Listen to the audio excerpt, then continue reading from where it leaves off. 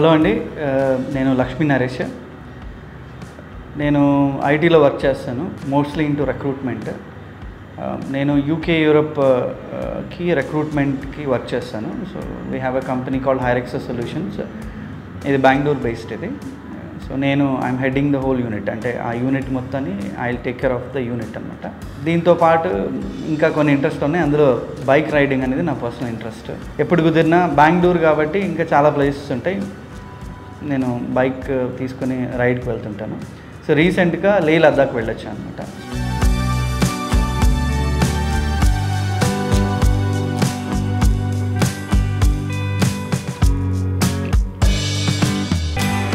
అందరూ దూరం చూసేది హిమాలయాలు చూస్తారు. సో హిమాలయాలు మనం ఇక్కడ చూసేవన్నీ కొండలు, అవి పర్వతాలు. సో మీరు మంచు కొండలు చూడాలి, పర్వతాలు చూడాలి అంటే ఒక్కొక్క సీజన్లో ఒక్కోలా ఉంటుంది. సో అక్కడ చాలా ప్లేసెస్ ఉన్నాయి మనకి. షిమ్లా, కులు, మనాలి. లే అనేది ఒక ప్లేస్, లదాఖ్ అనేది ఒక రాష్ట్రం, యూనియన్ టెరిటరీ చెప్పాలంటే, కేంద్రపాలిత ప్రాంతం. అలా జమ్మూ కాశ్మీర్లా అనమాట. సో మంచు చూడాలి, మంచు కొండలు చూడాలి అనుకుంటే మామూలు విజిటర్స్ వెళ్ళి చూసి రావచ్చు. బట్ ఒక బైక్ రైడర్కి మాత్రం అదొక ప్యారడైజ్. అది లేహ్ లద్దాఖ్ అనే ఏరియా ఒక ప్యారడైజ్ అనమాట. హిమాచల్ ప్రదేశ్ లేదా లేహ్ లద్దాఖ్, జమ్మూ కాశ్మీర్ అనేవి బైకర్స్ ప్యారడైజ్ అంటారు.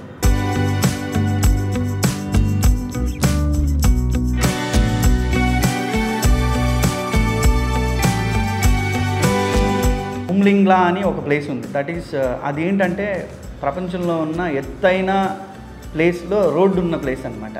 సో అక్కడ రైడ్ చేయడం అనేది ఒక what is a thrilling experience. అది ఒకటి. కార్దుంగ్లా పాసెస్ ఉంటాయి, అన్ని కొండల మీద నుంచి, మంచు కొండల మధ్యలో నుంచి కష్టమైన రోడ్లు, నీళ్లు బారుతూ ఉంటాయి, వాటిలోంచి వెళ్ళాలి. ఐస్ వాటర్ అనమాట, టఫెస్ట్ రోడ్స్. అండ్ చాలా చిన్న చిన్న రోడ్లు అవి, కిందంతా లోయ ఉంటుంది, ఎప్పుడు పైనుంచి రాళ్ళు పడవచ్చు, లేదంటే మంచు ఉండొచ్చు. సో ఎత్తైన రోడ్లలో కొండల చుట్టూ తిరుగుతా ప్రకృతిని చూడాలి అనుకుంటే మీరు అక్కడికి వెళ్ళి రైడ్ చేయొచ్చు. కానీ మీరు రీల్స్లో చూసినంత ఈజీగా అయితే మాత్రం ఉండదు, చాలా కష్టంగా ఉంటుంది. కష్టం కూడా ఒక అనుభవం అనమాట. మీరు అనుభవం కావాలి అనుకుంటే మీరు ఖచ్చితంగా వెళ్ళి చూడాల్సిన ప్రదేశం అది.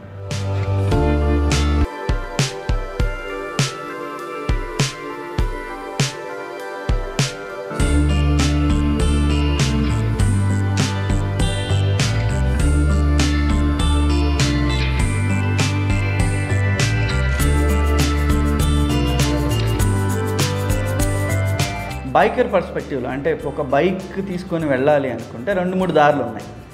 ఇంట్రెస్ట్ ఉంది, టైం ఉంది, మనీ ఉన్నాయి అనుకుంటే డైరెక్ట్గా ఇక్కడి నుంచి వెళ్ళడం ఒక దారి. అది అనుభవం అన్నమాట. మీరు హైదరాబాద్ అనుకోండి, హైదరాబాద్ నుంచి బయలుదేరి బైక్ తీసుకొని మీ సొంత బండి అయితే మీ ఓన్ డాక్యుమెంట్స్, ఒరిజినల్స్ ఏవైతే ఉన్నాయో అవి తీసుకొని మీరు ఇక్కడ నుంచి డైరెక్ట్గా డ్రైవ్ చేసుకొని వెళ్ళిపోవడం అదొక దారి. సో మ్యాప్ తెలిసిపోతుంది ఎలా వెళ్ళాలి అని. ఢిల్లీ వెళ్ళిపోతారు, క్రాస్ చేస్తారు, అక్కడ నుంచి వెళ్ళిపోవడం అదొక దారి.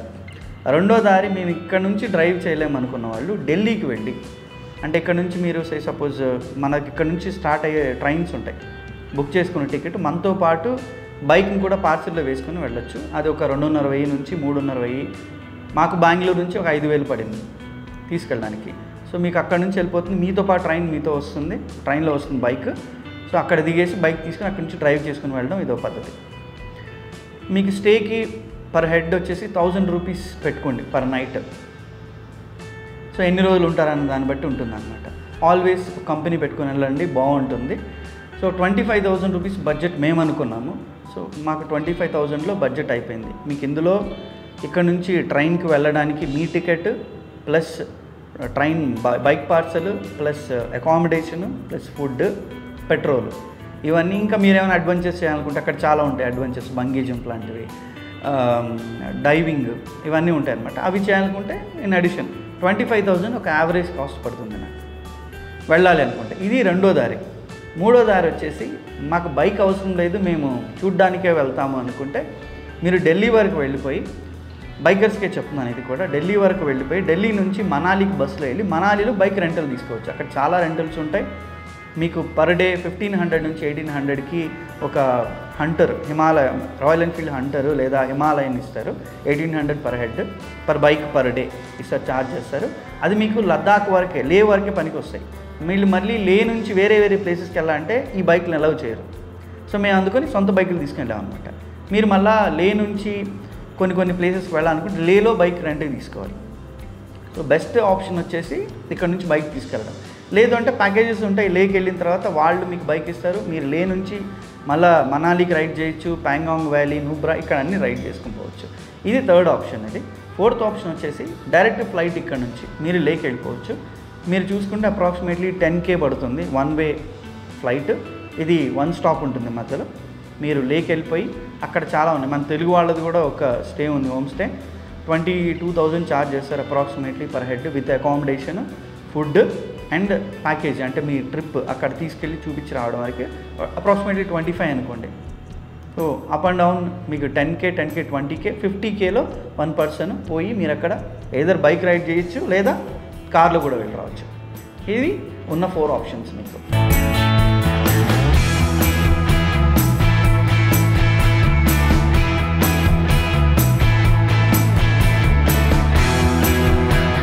నేను చెప్పేది ఏంటంటే మీరు ఢిల్లీ నుంచి వెళ్తే మాత్రము మీరు మనాలికి వెళ్తారు కదా, షిమ్లా, మనాలి, ఈ రూట్ చాలా బ్యూటిఫుల్ రూట్. ఇది మీరు వెళ్ళడానికి కానీ చూడటానికి కానీ మీకు వాటర్ ఫాల్స్, ఐస్, మంచు పర్వతాలు అక్కడి నుంచే స్టార్ట్ అవుతాయి అన్నమాట. సో మనాలి తర్వాత మీకు చాలా ప్లేసెస్ వస్తాయి, సచ్చు అని, దార్చా అండ్ ఇక్కడ ఉన్న నకీలా పాస్, ఇవన్నీ దీంట్లోనే వస్తాయి. మీరు లేకి వెళ్ళాలి అంటే మీరు మనాలి నుంచి రైడ్ చేయడం ఉంటుంది సరే. This is one of the best experience. ఒక 400+ కిలోమీటర్స్ అంటే అప్రాక్సిమేట్లీ 500 కిలోమీటర్స్ వస్తుంది. 500 కిలోమీటర్స్లో మీకు మంచి అనుభవాలు ఉంటాయి అన్నమాట. గ్రేట్ పాసెస్ నుంచి మీరు వెళ్తారు, హైయెస్ట్ పాసెస్ ఉంటాయి. సో లే టు మనాలి రూట్ మాత్రం వండర్ఫుల్ రూట్. అది కొంచెం కష్టంగా ఉంటుంది, 150 కిలోమీటర్స్ రైడ్ చాలా కష్టంగా ఉంటుంది. బట్ యూ ఎంజాయ్ ఇట్, మీరైతే చాలా ఎంజాయ్ చేస్తారు. తర్వాత you go through wonderful places. నేను చెప్పాను కదా, సచ్చు అనే ప్లేస్, దార్చా, బ్రిడ్జెస్ వస్తాయి, longest bridges. And before that మీకు టనెల్స్ వస్తాయి. అంటే ఇక్కడ నేను ఒక విషయం చెప్పాలి, బీజేపీ గవర్నమెంట్ వచ్చిన తర్వాత, ఎన్డీఏ గవర్నమెంట్ వచ్చిన తర్వాత maybe they are more focusing on tunnels మీద ఎక్కువ ఫోకస్ చేశారు. చాలా tunnels, 9 kilometres tunnel, 10 kilometres easy అయిపోయింది అనమాట రూట్. మీరు ఆ టన్నెల్స్లో రైడ్ చేయడం కూడా ఒక మంచి అనుభూతి మీకు వెళ్ళాలి అనుకుంటే. సో ఇదంతా అయిన తర్వాత మీ లేకి వెళ్ళిన తర్వాత లేలో స్టే బాగుంటుంది మీకు, అంటే చుట్టుపక్కల చూడటానికి కానీ కొంచెం హైట్లో ఉంటుంది. లే చుట్టుపక్కల చూడాల్సిన ప్రదేశాలు చాలా ఉన్నాయి. ఎగ్జాంపుల్ నేను చెప్పిన ప్యాంగాంగ్ వ్యాలీ, నూబ్రా వ్యాలీ, ఇట్లాంటి ప్లేసెస్ చాలా ఉన్నాయి. మీరు అక్కడ అది ఒక 2 డేస్ పడుతుంది మీకు అది కవర్ చేసుకోవడం. తర్వాత మీరు కార్గిల్ రావచ్చు. కార్గిల్ నుంచి శ్రీనగర్ వచ్చేటప్పుడు జోజిల్లా పాస్ వస్తుంది, సోన్మార్గ్ అంటారు. ఆ జోజిల్లా పాస్ దాటి మీరు శ్రీనగర్ వస్తారు. శ్రీనగర్లో స్టే చేయొచ్చు. యూ కెన్ సీ చుట్టుపక్కల ఉన్న ప్లేసెస్ అన్నీ చూడొచ్చు. మీకు మనాలిలో నేను హిడింబా టెంపుల్ గురించి చెప్పలేదు అనుకుంటాను. మనాలిలో చాలా అట్రాక్షన్స్ ఉన్నాయి చూడాల్సినవి. అక్కడ హిడింబా టెంపుల్ ఒకటి, మన ఘటోత్కచుడు, హిడింబా ఉన్నారు కదా, వాళ్ళ టెంపుల్స్ కూడా ఉంటాయి. ఇంకా చాలా ప్లేసెస్ ఉన్నాయి చూడాలనుకుంటే. బట్ రైడ్ చేయాలనుకునే వాళ్ళు ఓన్లీ రైడ్ మీదే ఫోకస్ చేస్తారు. విజిటర్స్లా వెళ్ళే వాళ్ళు ఏంటంటే ఉండి అన్ని ప్లేసెస్ కవర్ చేస్తారు. మీకు 10 డేస్ సరిపోదు ఫ్రాంక్లీ స్పీకింగ్. కనీసం 10-15 రోజులు లేదా 20 రోజులు ఉంటే మీరు అన్నీ కవర్ చేసుకుని రావడానికి.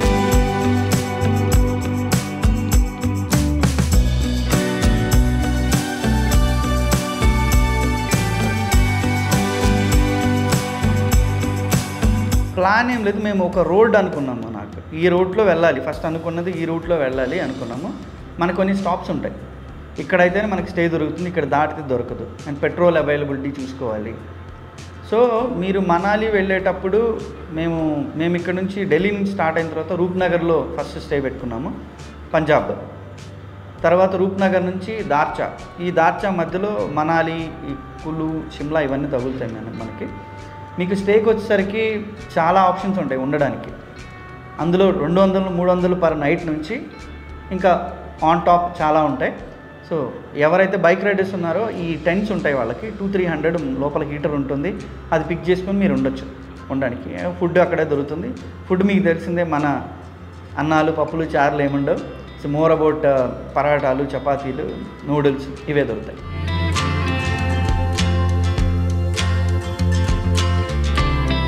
కండిషన్ చూసుకోండి, బైక్ పేపర్స్ కండిషన్ చూసుకోండి. వెళ్ళేటప్పుడు మనకి ఈ తల తిరగడం ఉంటుంది కదా, ఆక్సిజన్ లెవెల్స్ తగ్గినప్పుడు దానికి ముందే హిమాచల్ గవర్నమెంట్ ఒక నోటీస్ ఇస్తుంది అనమాట. ఎవరైనా రావాలనుకుంటే 2 days ముందు నుంచి డైమాక్స్ 250 ఒక టాబ్లెట్ ఉంటుంది, ఒక 2 రోజుల ముందు నుంచి ఆఫ్టర్ ఫుడ్ యూజ్ చేయమని చెప్తారు. సో ఈ తల తిరగడం అనేది తగ్గుద్ది, ఆక్సిజన్ లెవెల్స్ తక్కువ ఉంటాయి కాబట్టి. సో మీరు ఇక్కడ ప్లాన్ చేసుకుని మొదలు పెట్టిన బైక్ కండిషన్ చూసుకోండి, క్యారీ చేయండి. అంటే ఇంజిన్ ఆయిల్ సపరేట్ క్యారీ చేసుకోండి, బ్రేక్ వైర్స్, బ్రేక్ ప్యాడ్స్ ఇవన్నీ క్యారీ చేసుకోండి సపరేట్గా. సఫిషియెంట్ లగేజ్ పెట్టుకోండి వెళ్ళేటప్పుడు. ప్లానింగ్ అయితే బైక్ రైడర్స్కి మాత్రం ఇదే ప్లానింగ్. హ్యావ్ అ మంచి బైక్, అంటే మనకు సూపర్ బైక్లో అవసరం లేదు, 150cc బైక్తో ఆరాంగా వెళ్ళిపోవచ్చు. రూట్లో చాలా ఆప్షన్స్ ఉంటాయి, స్టేకి అనుకోండి మీకు ఈజీగా ఉంటుంది. అంటే మేము ఆల్మోస్ట్ 2800 kilometers 7 daysలో కవర్ చేసాం. అంటే అప్రాక్సిమేట్లీ 400 a day. అంటే లేవడం, డ్రైవ్ చేయడం ఇదే పని. ఇలా కాకుండా ఇది రైడ్ చేసే వాళ్ళకి అనమాట. ఇలా కాకుండా చూసుకుంటూ వెళ్ళాలంటే డబుల్ చేసుకోండి. మేము 7 days అనుకున్నాం. నేను చెప్పింది 7 days ఢిల్లీ నుంచి ఢిల్లీ రావడం వరకే. మేము ట్రావెల్ తీసేసాం. అందులో ఒక 14-15 days అయితే మాత్రం మీరు ఇలా డ్రైవ్ చేసుకుంటూ వెళ్ళి ఒకరోజు ఆగి చుట్టుపక్కల ప్రదేశాలు చూడాలంటే 15 to 20 days అయితే సరిపోతుంది మీకు.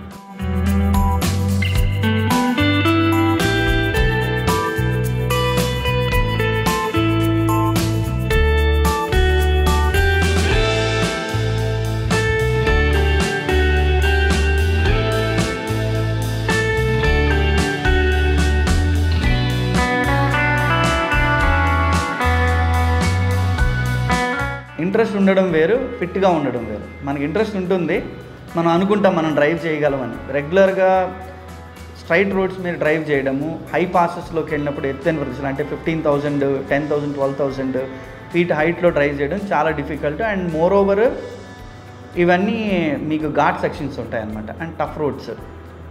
ఒక్కరోజు 400 వరకు డ్రైవ్ చేయాలి, కానీ కంటిన్యూస్గా డ్రైవ్ చేయడం చాలా కష్టం. సో మీ ఒకవేళ ప్లాన్ ఉంటే మాత్రం అట్లీస్ట్ 2-3 months ముందు నుంచి అట్లీస్ట్ డైలీ 5 kilometers వాక్ చేయడం మంచిది. మీకు బాగుంటుంది అనమాట, యూ ఫీల్ బెటర్. కొంచెం ఈ బ్యాక్ పెయిన్ ఇవన్నీ వచ్చే ఛాన్సెస్ ఉన్నాయి. అండ్ ఎక్కువసేపు కూర్చోవడం వల్ల కింద సీట్ మీకు ఆప్షన్స్ ఇస్తారు, జెల్ సీట్లు ఇవ్వండి, కూర్చోడానికి ఈజీగా ఉంటుంది. వెళ్ళేటప్పుడు మేము చాలా వెదర్ కండిషన్స్, ఒకరోజు విపరీతమైన చలి, ఒకరోజు విపరీతమైన ఎండ, ఒకరోజు అయితే ఎక్కువ వాన, ఇవన్నీ వచ్చాయన్నమాట. సిక్ అయ్యే ఛాన్సెస్ ఎక్కువ. క్యారీ చేయండి, ట్యాబ్లెట్స్ ఇవి క్యారీ చేసుకోండి, బెటర్ మీకు. డైమాక్స్ మాత్రం ఒక 2-3 days ముందు యూజ్ చేయండి, తల తిరగడం తగ్గుద్ది. నా పర్సనల్గా అయితే నాకు కార్దుంగ్లా పాస్లో కొంచెం ఈ ఆక్సిజన్ లెవెల్స్ నేను ఫీల్ అయ్యాను, బట్ మిగతా అంతా ఓకే ఉందన్నమాట. ఫిట్నెస్ ఉండడం మాత్రం కంపల్సరీ. ఇలా వెళ్ళేటప్పుడు కొంచెం హెల్త్ కండిషన్ చూసుకోవాలి. ఏంటంటే ఈ ఆస్తమా ఉన్నవాళ్ళు వీళ్ళు ఎవరైనా ఉంటే బ్రీతింగ్ ఇష్యూస్ వచ్చే ఛాన్సెస్ చాలా ఎక్కువ, అది కొంచెం జాగ్రత్తగా చూసుకోవాలి. మీరు మే దాటిన తర్వాత మే ఎండ్ నుంచి మీకు అమర్నాథ్ యాత్ర స్టార్ట్ అవుతుంది ప్రతి సంవత్సరం. ఎవరైతే రిటర్న్ వచ్చే వాళ్ళకి, జమ్మూ కాశ్మీర్ నుంచి వచ్చే వాళ్ళకి మాత్రం చాలా రిస్ట్రిక్షన్స్ ఉంటాయి, రావడానికి ఇబ్బంది పడతారు బాగా. సో అవాయిడ్ చేయండి. మీరు ఒకవేళ వెళ్ళాలి అనుకుంటే ఏప్రిల్ మేలోనే లేహ్ లదాఖ్ వెళ్ళండి, అది బెస్ట్ టైం. అప్పుడు మీరు ఎక్కువ మంచు చూస్తారు, ఇంకా ఈ వర్షాలు అనేవి ఉండవు అనమాట. బట్ ఒకవేళ మీరు కనుక జూన్, ఆగస్ట్ ఆ టైంలో వెళ్తే మాత్రం వర్షాలు చాలా ఎక్కువ ఉంటాయి. అండ్ చాలా టిపికల్ కండిషన్స్, ఒకసారి సడన్గా పైనుంచి మీకు ఆ రాళ్ళు పడిపోవడాలు ఇవన్నీ ఉంటాయి, ఇబ్బంది పడతారు. ఏప్రిల్ మేలో వెళ్ళండి. మామూలుగా రైడ్ చేసే వాళ్ళకి రెయిన్ జాకెట్స్ ఉంటాయి, రెయిన్ కవర్స్ ఉంటాయి అందరికీ, అండ్ సేఫ్టీ జాకెట్స్ ఉంటాయి, మెజర్స్ ఉంటాయి, యాక్సెసరీస్, మీరు గేర్ ఉంటుంది, పైన సేఫ్టీ జాకెట్ ఉంటుంది, గ్లౌస్ ఇవన్నీ ఉంటాయి. బెటర్ 2-3 ఆప్షన్స్ పెట్టుకోవాలి. రెయిన్ కవర్ ఉంటే సరిపోతుంది, బట్ కొంచెం ప్రొటెక్షన్ ఉండాలి. డ్రైవ్ చేసేటప్పుడు కొంచెం జాగ్రత్త చేయాలి, ఇది ఒక్కటి మాత్రం చెప్తాను, హై పాసెస్ కాబట్టి.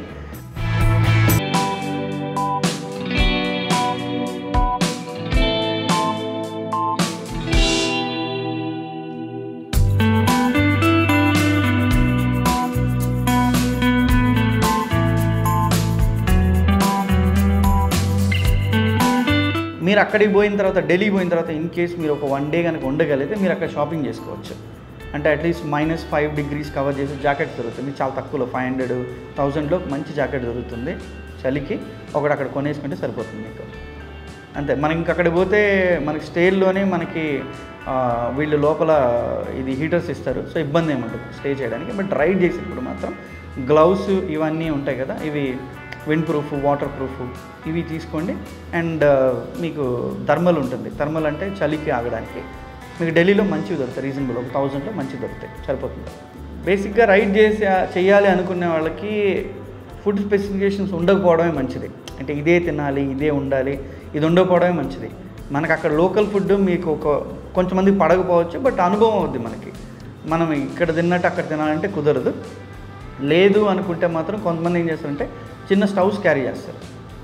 మినియేచర్ స్టవ్స్ వస్తాయి విత్ చిన్న సిలిండర్ ఒకటి వస్తుంది, పెట్టుకొని మేమే కుక్ చేసుకుంటాము అంటే మీరు ఈ నూడిల్స్ ఇవి మీరు కుక్ చేసుకోవచ్చు అనమాట. వండుకోవడానికి మీకు ఈజీగా ఉంటుంది. అక్కడ అవసరం లేదు, మనకు ఆప్షన్స్ చాలా ఉంటాయి, ఫుడ్కి ఆప్షన్స్ ఉంటాయి. బట్ మీరు ఇక్కడున్న సౌత్ ఇండియన్ ఫుడ్ మాత్రం ఎక్స్పెక్ట్ చేయొద్దు. బట్ లేక్ వెళ్ళిన తర్వాత మాత్రం మీకు అక్కడ నేను చెప్పాను తిరుపతి వాళ్ళు ఒక స్టే పెట్టారు, మీకు అక్కడికి వెళ్ళగానే మీ పప్పులు సాంబార్లు ఇంకా మన ఫుడ్ అంతా దొరికిపోద్ది. సో మీ ఇబ్బంది పడాల్సిన అవసరం ఉండదు. బట్ నా దగ్గర కొన్ని కాంటాక్ట్లు ఉన్నాయి వెళ్ళాలనుకునే వాళ్ళకి, అంటే స్టేకి ఎవరెవరు కావాలనుకుంటే రీజనబుల్లో బాగుండేవి స్టేస్ అయితే దొరికిపోతాయి, ఇబ్బందులు ఏమంటావు. హెల్త్ ఒక్కటి చూసుకోవాలి మీరు, మీకు వెళ్ళే ముందు ఆస్తమా లాంటివి లేకుండా చూసుకోండి. బీపీ ఉన్నా కూడా కొంచెం బ్యాలెన్స్ చేసుకోండి. డైలీ వాక్ చేయండి, at least 2-3 months everyday 5-6 kilometers walk చేసినట్టు మీరు కొంచెం ఫిట్ అవుతారు, మీకు ఈజీగా ఉంటుంది రైడ్. ఇంట్రెస్ట్ ఒక్కటే సరిపోదు, ఫిట్నెస్ మాత్రం కంపల్సరీగా ఉండాలి, ఇది మాత్రం గుర్తుపెట్టుకోండి. ఖర్చులు మ్యాక్సిమం ఉండేది ఒకవేళ రైడర్స్కి అయితే వెళ్ళాలనుకునే వాళ్ళకి ఇక్కడ నుంచి మేము చూసుకున్నప్పుడు మేము అనుకున్న బడ్జెట్ 25,000.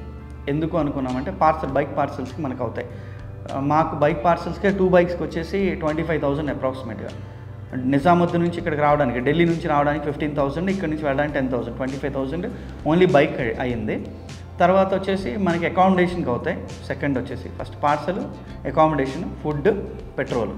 అండ్ 5th one వచ్చేసి మీరు ఏమైనా అడ్వెంచర్స్ ఇవి చేయాలనుకుంటే చేసుకోవచ్చు. బట్ నేనైతే మాత్రం ఒక మనిషికి 25,000 అవుద్ది ఢిల్లీ నుంచి, అంటే ఇక్కడ నుంచి బైక్ పార్సల్ చేసుకెళ్తే 25,000 అవుద్ది. మీరు ఇక్కడ నుంచి వెళ్తే ఇంకో 10,000 ఎక్కువ అవ్వచ్చు. సో 30,000-40,000 అనుకోండి, పెట్టుకోండి స్పేర్లో సరిపోతుంది. ఖర్చులు అయితే ఇవే ఉంటాయి మ్యాక్సిమం, ఫుడ్, పెట్రోల్, రిపేర్స్ ఏమన్నా వచ్చినా అన్ఎక్స్పెక్టెడ్ ఒకసారి ఏమవుతుందంటే నేను చూశాను కొంతమంది బైక్స్ మధ్యలో బ్రేక్ డౌన్ అవ్వడం. మామూలుగా అయితే అక్కడ ప్యాకేజ్ తీసుకుంటే వాళ్ళే వెనక మీకు సపోర్ట్ వ్యాన్ ఉంటుంది, వాళ్ళు తీసుకెళ్ళిపోతారు. బట్ ఇండివిజువల్గా వెళ్ళే వాళ్ళకి మాత్రం బ్రేక్ డౌన్ అయితే మాత్రం ఇబ్బంది అవుతుంది. అప్పుడు మీరు ఒక 5-6,000 ఖర్చు పెట్టాల్సి వస్తుంది అన్నమాట క్యారీ చేయడానికి వెహికల్.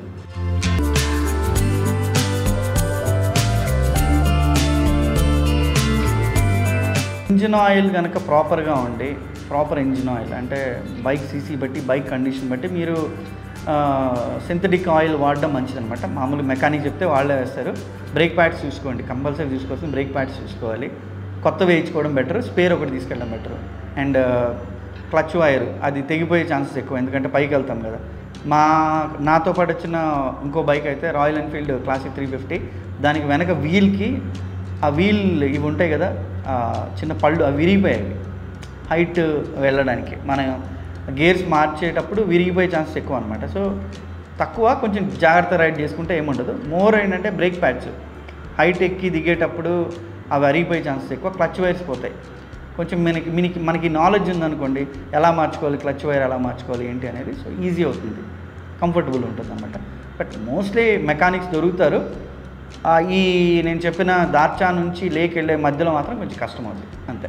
నేను అబ్జర్వ్ చేసింది ఏంటంటే పంజాబ్లో ఎంటర్ అయిన తర్వాత 8 o'clock దాకా చీకటి పడదు మనకి, పొద్దున్నే 4 గంటలకి తెల్లారిపోద్ది. సో ఇది చాలా ఇంట్రెస్టింగ్. నైట్ చిన్నదైపోద్ది, డే పెద్దదవుద్ది. మీరు రైడ్ చేయాలనుకుంటే ఉదయం 4 గంటలకు మొదలుపెట్టి నైట్ 8 దాకా రైడ్ చేస్తూనే ఉండొచ్చు. సో వెదర్ కండిషన్స్ వచ్చేసి ఢిల్లీ అది చాలా బాగాలేదు. ఢిల్లీ మనందరూ తెలిసిందే, polluted, too much polluted, suffocated. మేము అట్లీస్ట్ కురుక్షేత్ర వెళ్ళేంత వరకు ఢిల్లీలో మాకు హ్యూమిడిటీ ఉన్నిందనమాట, వేడి ఉక్కపోత. అక్కడ నుంచి వర్షం ఉన్నింది. మోస్ట్లీ ఈవెన్ లేలో కూడా డేలో 21 టెంపరేచర్ ఉంది మేము వెళ్ళినప్పుడు. మేము అనుకోలేదు అంత తక్కువ ఉంటుంది. బట్ దార్చా సచ్చు ఇక్కడైతే మాత్రం 10 degreesకి వెళ్తుంది. నైట్ అయితే అట్లీస్ట్ మైనస్కి వెళ్ళిపోయే ఛాన్సెస్ ఎక్కువ ఉంటాయి. మీరు ఇబ్బంది ఏం పడరు అంటే అన్లెస్ మీరు స్టేలోకి వెళ్ళిపోయారనుకోండి, ఆ వెదర్ కండిషన్కి లోపల హీటర్స్ ఉంటే ఇబ్బంది ఏం పడరు. బట్ నేను చెప్పాను కదా, ఈ థర్మల్స్ అవి యూజ్ చేసినప్పుడు ఇబ్బంది పడరు అనమాట. బట్ మోస్ట్లీ వర్షం ఉంటుంది. నాకు ఎక్కువ ఈ జూన్ టైంలో వర్షాలు ఉంటాయి. ఇది కొంచెం జాగ్రత్త పడాల్సిన విషయం. మనం తడవకుండా కాదు, రోడ్ కండిషన్స్ ఎలా ఉంటాయి, పైనుంచి స్లైడ్స్ అవుతాయా, ఇది ఒకటి చూసుకోవాలి. నెక్స్ట్ వచ్చేసి చలి నైట్ అయితే టెంపరేచర్స్ బాగా లో అయిపోతాయి కొన్ని ప్లేసెస్లో, అది ఒకటి చూసుకోవాలి. ఎండ ఉంది. నేను సర్ప్రైజింగ్లీ మనాలిలో ఎండ ఉంది, లేలో కూడా ఎండ ఉంది డే టైంలో. ఇంకోటి వచ్చేసి అన్ని రోడ్స్ కన్స్ట్రక్షన్లో ఉన్నాయి. నాకు తెలిసి ఎవ్రీ ఇయర్ కన్స్ట్రక్షన్ జరుగుతూనే ఉంటాయి. చాలామంది, కొన్ని వేల మంది పనిచేస్తూనే ఉంటారు. మోర్ డస్టీ అనమాట. సో మీరు మాస్క్ కవర్ చేసుకుని పోండి. లోపల వెళ్ళిందంటే మాత్రం బాగా ఇబ్బంది పడతారు. బ్లాక్ ఐస్ ఫామ్ అంటే ఐస్ ఫామ్ అవుతుంది నైట్ అయ్యేసరికి. పొద్దున ఈ దుమ్మంతా పేరుకుపోయేదని నల్లగా అయిపోతుంది. అది జారే ఛాన్సెస్ చాలా ఎక్కువ, పడిపోతారు, ఈజీగా పడిపోతారు అన్నమాట. సో అదొక్కటి బాగా చూసుకోవాల్సిన విషయం. మీరు జూన్ ఆ టైంకి వెళ్ళేసరికి ఐస్ ఫామ్ అయ్యే ఛాన్సెస్ చాలా తగ్గుతాయి. నేను ఇది ఫేస్ చేసిన కార్దుంగ్లా దగ్గర ఒకటే ఫేస్ చేశాను, ఐస్ ఫామ్ అవ్వడం రోడ్డు మీద. అది కొంచెం డిస్టెన్స్ మెయింటైన్ చేసుకోండి డ్రైవ్ చేసేటప్పుడు, కానీ ఎక్కువ బ్రేక్స్ వాడాలి ఇట్లా చేయొద్దు, చిన్నగా వెళ్ళండి. మీ సిమ్ కార్డ్స్ ఏవి పనిచేయదు, ఏ నెట్వర్క్ ఉండదు, ఒక పోస్ట్ పెయిడ్ మాత్రం పనిచేస్తుంది అక్కడ ఏదైనా సరే. సో పోస్ట్ పెయిడ్ తీసుకెళ్ళండి, మీకు మ్యాప్స్ కానీ కాలింగ్ కానీ ఈజీగా ఉంటుంది. వెళ్ళే ముందు కన్వర్ట్ చేసుకోండి పోస్ట్ పెయిడ్కి, నెట్వర్క్ ప్రాబ్లం లేకుండా ఉంటుంది, లేదంటే మాత్రం ఇబ్బంది పడతారు. ఒకవేళ కనుక మీరు ఉంటే, ఒక గ్యాంగ్ ఉంటే మాత్రం టచ్ కనెక్ట్లో ఉండండి. చాలా వేస్ ఉన్నాయి కనెక్ట్ అవ్వడానికి. చాలామంది బ్లూటూత్ స్పీకర్స్ వాడతారు హెల్మెట్కి ఉండేవి. సో మీరు 2 కిలోమీటర్స్ రేడియస్లో ఉంటే ఎక్కడ ఉన్నది తెలిసిపోతుంది. సో డివైడ్ అవ్వకుండా వెళ్ళండి. రోడ్స్ మాత్రం మోస్ట్లీ కన్స్ట్రక్షన్లో ఉన్నాయి. ఈ రైడ్లో ఆల్మోస్ట్ ఒక 500 కిలోమీటర్స్ కన్స్ట్రక్షన్ ఉన్న రోడ్స్, టఫ్ రోడ్స్, జారి పడిపోయే ఛాన్సెస్ చాలా ఎక్కువ. వెయిట్ చేయండి. ఇప్పుడు కన్స్ట్రక్షన్లో ఉన్నప్పుడు వాళ్ళు చెప్తారన్నమాట అక్కడ వర్క్ జరుగుతుంది, వెయిట్ చేయండి, తొందరపడి హడావుడిపడి వెళ్ళొద్దు, ఆగండి, వాళ్ళు సిగ్నల్ ఇచ్చాక వెళ్ళండి. కాకపోతే ఒక్కరోజు లేట్ అవుద్ది, బట్ సేఫ్గా వస్తారు.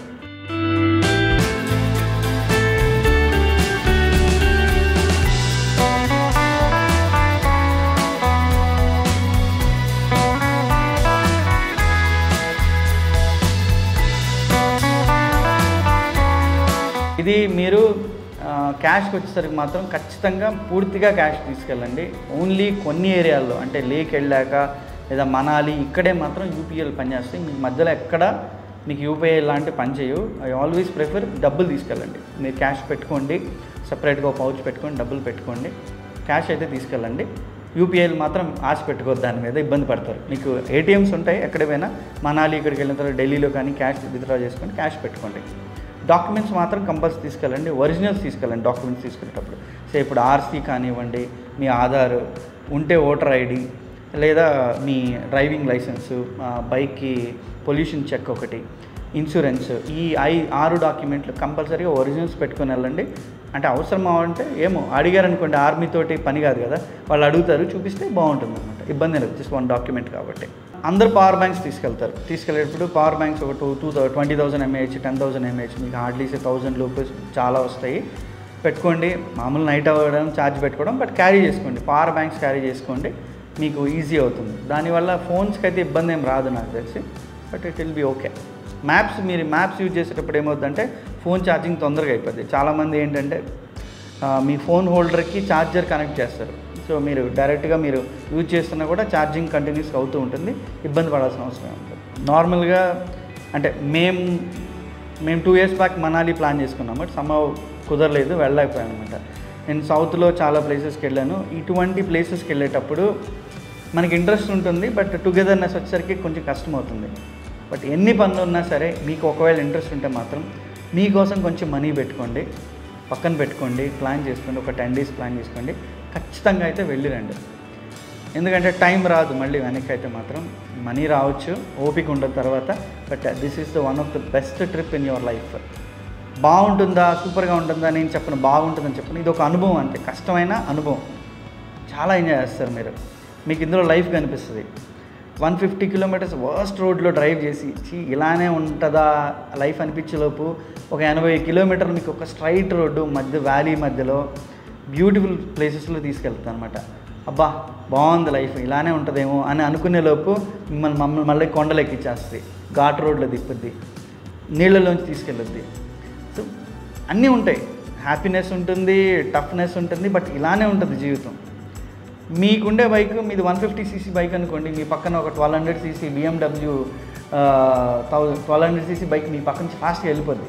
అరే వీడేంటబ్బా నాకంటే ఫాస్ట్గా వెళ్ళిపోతుందని మీరు అనుకోవద్దు. మీ బైక్ మీదే, మీ లైఫ్ మీదే, వాడు కాదు ముందు వెళ్తాడు లేకపోతే స్లోగా వెళ్తాడు, బట్ మీ జర్నీ మీదే. మీ బండిని మీరు చూసుకోండి, మీ జర్నీ మీరు చూసుకోండి, ఆడిని విని ఏం చూడొద్దు. ట్రస్ట్ మీ, మీరు వెళ్ళేటప్పుడు మాత్రం మీరు సంతోషపడతారు. ఐ ఫౌండ్ 2 things ఇన్ ఈ జర్నీలో, 2 తెలుసుకున్నాను. ఒకటి, లైఫ్ ఎలా ఉంటుంది, లైఫ్ ఇలానే ఉంటుంది, ఎవరి జీవితం మాడితే అలానే ఉంటుంది, బట్ సంతోషంగా ఉండాలి. వెళ్ళామా చూసామా ఆడిని ఏం చూడద్దు, పక్కన చూడద్దు. మీరు మీ జర్నీ మీరు చూసుకోండి, మీరు ఎంజాయ్ చేస్తారు. రెండోది వచ్చేసి you have to have a better partner in the life, me bike.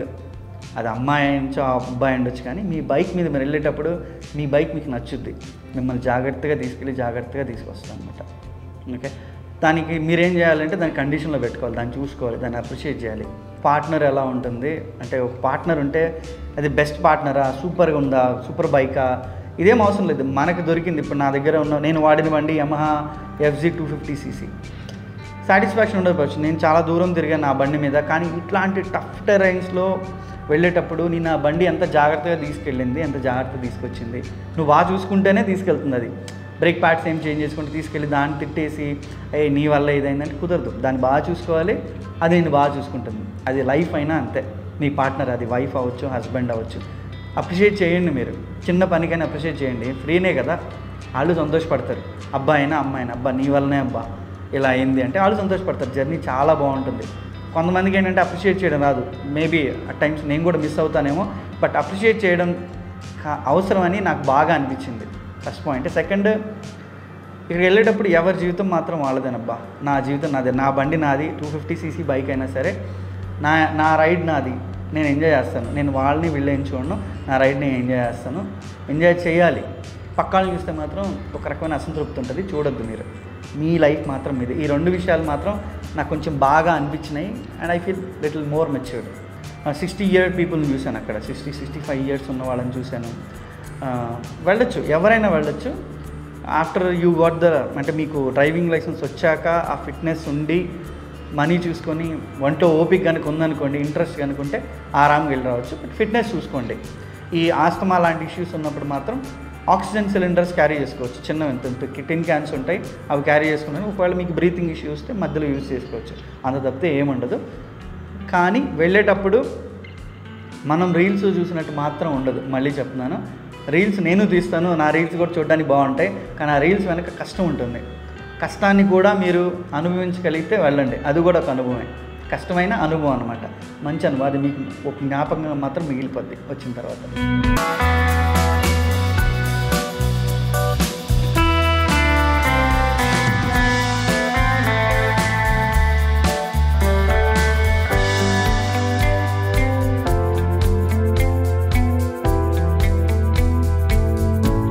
మేము యాక్షన్ కెమెరాస్ యూజ్ చేసుకున్నాం. అది హెల్మెట్ ఫిక్స్ అయి ఉంటుంది, అది దానికి అదే రికార్డ్ చేసుకుంటూ ఉంటుంది.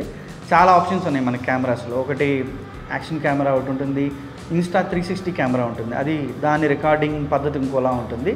మీరు యాక్షన్ కెమెరా వాళ్ళకు కాదు, మీరు ఎక్కడైనా ఆగి వీడియోస్ తీసుకోవాలంటే తీసుకోవచ్చు. డ్రోన్స్ యూజ్ చేస్తున్నారు అందరు ఇప్పుడు. ఒక మినిమం డ్రోను 20-25Kలో ఒక మంచి డ్రోన్ వస్తుంది. కానీ డ్రోన్ ఎక్కడ పడితే అక్కడ ఎగరేయకూడదు. డ్రోన్ షాట్స్ అయితే మాత్రం చాలా బాగుంటాయి. మీరు దాన్ని చూసే పద్ధతే మారిపోద్ది అనమాట. మీరు రెగ్యులర్గా చూసే పద్ధతికి డ్రోన్లోని చూసే పద్ధతికి చాలా తేడాలు ఉంటాయి, మారిపోద్ది. మీకు ఒకవేళ ఇంట్రెస్ట్ ఉంటే, కెమెరా వీడియో వీటిలో ఇంట్రెస్ట్ ఉంటే మాత్రం డ్రోన్ తీసుకెళ్ళండి. ప్లేసెస్ అయితే మాత్రం మీరు వెళ్ళే రూట్ అంటే ఫస్ట్ మీరు 2 ఉంటాయి, అందులో 2 అడ్వెంచరస్ ఉంటాయి, రెగ్యులర్ రూట్ ఉంటుంది. ఈ రెగ్యులర్ రూటే మామూలుగా వెళ్ళే వాళ్ళకి చాలా అడ్వెంచరస్గా అనిపిస్తుంది.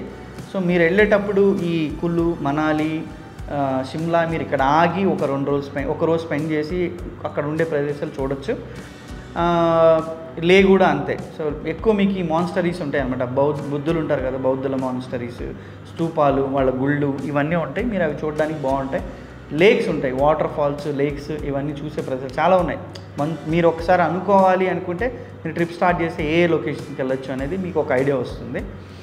చాలా రిఫరెన్సెస్ కూడా దొరుకుతాయి మీకు.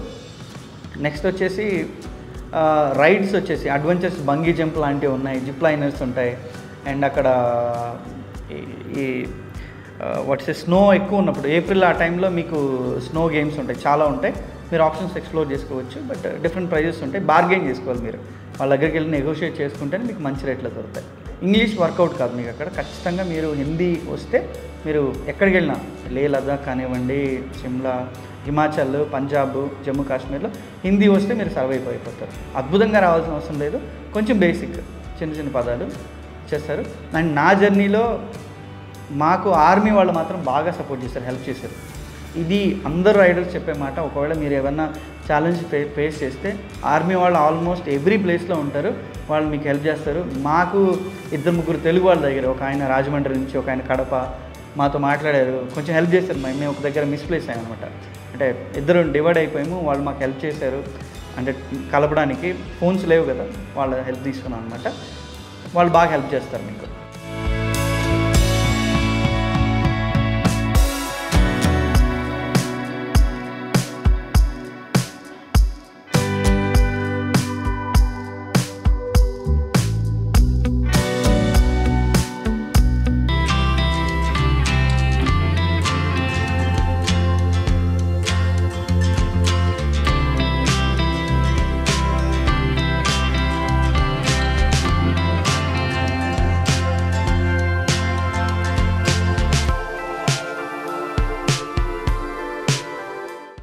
నేను సోలో రైడర్స్ని చూశాను, అమ్మాయిల్ని సోలో రైడర్స్ని చూశాను.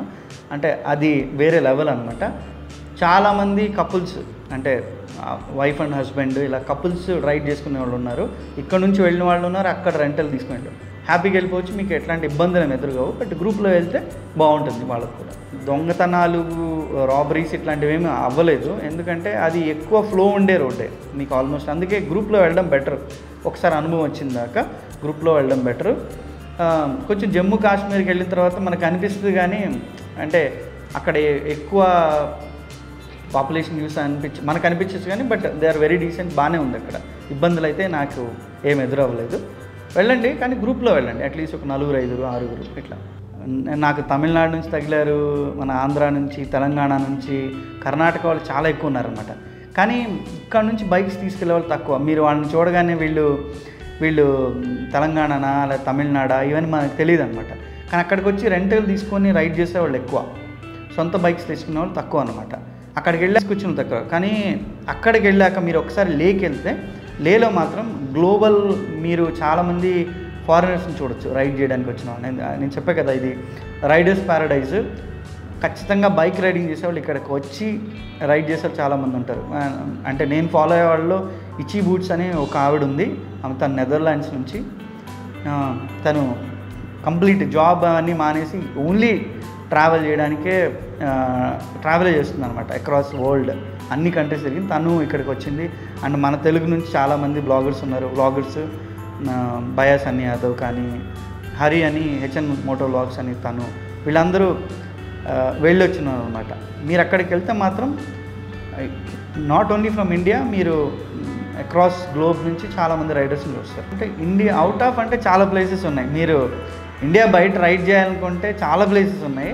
బట్ నేనైతే మాత్రం లిమిట్ చేస్తాను. ఫస్ట్ మీరు మనకి ఇండియా ఎక్స్ప్లోర్ చేయడానికే మనకి బోల్డ్ అంత టైం పడుతుంది. లైఫ్ టైం సరిపోదు చెప్పాలంటే, అన్ని ప్లేసెస్ ఉన్నాయి మనకి. లే లదాఖ్ అనేది ఒక సిగ్నేచర్ పాయింట్ చెప్పాలంటే. బైకర్స్ ప్యారడైజ్ అని చెప్పాను కదా, ఇక్కడే మీరు ఎక్స్ప్లోర్ చేయాలి అనుకుంటే ఓన్లీ హిమాచల్ ప్రదేశ్. మనం చూస్తుంది జమ్మూ కాశ్మీర్, లే లదాఖ్, హిమాచల్ ప్రదేశ్, ఈ 3 ప్లేసెస్ చూస్తున్నాము. మీరు ఇటు వెళ్తే అస్సాం ఉంటుంది, ఉత్తరాఖండ్, ఇక్కడ బోల్డ్ అన్నీ ఉన్నాయి. వెళ్ళాలి అనుకుంటే అడ్వెంచరస్ ఉండేవి. సో ఇవి ప్లేసెస్ అయితే చాలా ఉన్నాయి. బట్ ఇవన్నీ మనకి తెలిసిన ప్లేసెస్, తెలియనివి చాలా ఉన్నాయన్నమాట. నేను రైడ్ చేసేటప్పుడు లే నుంచి కార్గిల్కి వచ్చేటప్పుడు నేను ఒకరిని కలిసాను రైడ్ మధ్యలో. తను రష్యన్, హార్డ్లీసే 30 లోపే ఉంటాయి. సింపుల్ స్లిప్పర్స్, షార్ట్ వేసుకొని, బనియన్ వేసుకొని, ఇయర్ పాడ్స్, ఒక చిన్న స్లింగ్ బ్యాగ్, ఇంతే. తను నడుచుకుంటూ వెళ్తాడు.